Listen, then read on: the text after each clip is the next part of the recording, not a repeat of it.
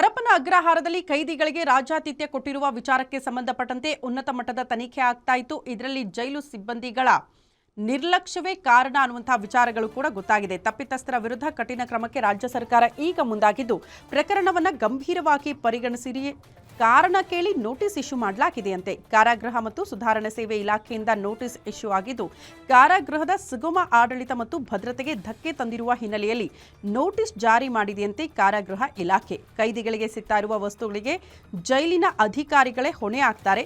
ಭದ್ರತೆಗೆ ನಿಯೋಜನೆ ಮಾಡಿರುವ ಅಧಿಕಾರಿ ಸಿಬ್ಬಂದಿಯ ಲೋಪದೋಷ ಇದರಲ್ಲಿ ಪತ್ತೆಯಾಗಿದೆಯಂತೆ. ಕಾರಾಗೃಹದ ಒಳಗೆ ಹೋಗುವ ವಾಹನಗಳ ಪರಿಶೀಲನೆ ನಡೆಸಬೇಕು. ಕೈದಿಗಳಿಗೆ ಸುಲಭವಾಗಿ ನಿಷೇಧಿತ ವಸ್ತು, ಮೊಬೈಲ್ಗಳು ಎಲ್ಲವೂ ಕೂಡ ಸಿಗ್ತಾ ಇದೆ. ಹೆಂಗೆ ಸಾಧ್ಯ? ಅದರ ಬಗ್ಗೆ ಕಾರಣ ಕೊಡಬೇಕು ಅಂತ ಅಗತ್ಯ ಕ್ರಮಗಳನ್ನು ಸರಿಯಾಗಿ ತೆಗೆದುಕೊಳ್ಳೋದೇ ಇರೋದು ಪತ್ತೆಯಾಗಿದೆ ಅಂತೆ ಪ್ರಾಥಮಿಕವಾಗಿ. ಹೀಗಾಗಿ ಭದ್ರತಾ ಅಧಿಕಾರಿ ಹಾಗೂ ಸಿಬ್ಬಂದಿಗೆ ನೋಟಿಸ್ ಕೊಡಲಾಗಿದೆ. ಕಾರಣ ಕೇಳಿ ಕಾರಾಗೃಹ ಇಲಾಖೆ ನೋಟಿಸ್ ಇಶ್ಯೂ ಮಾಡಿದೆ.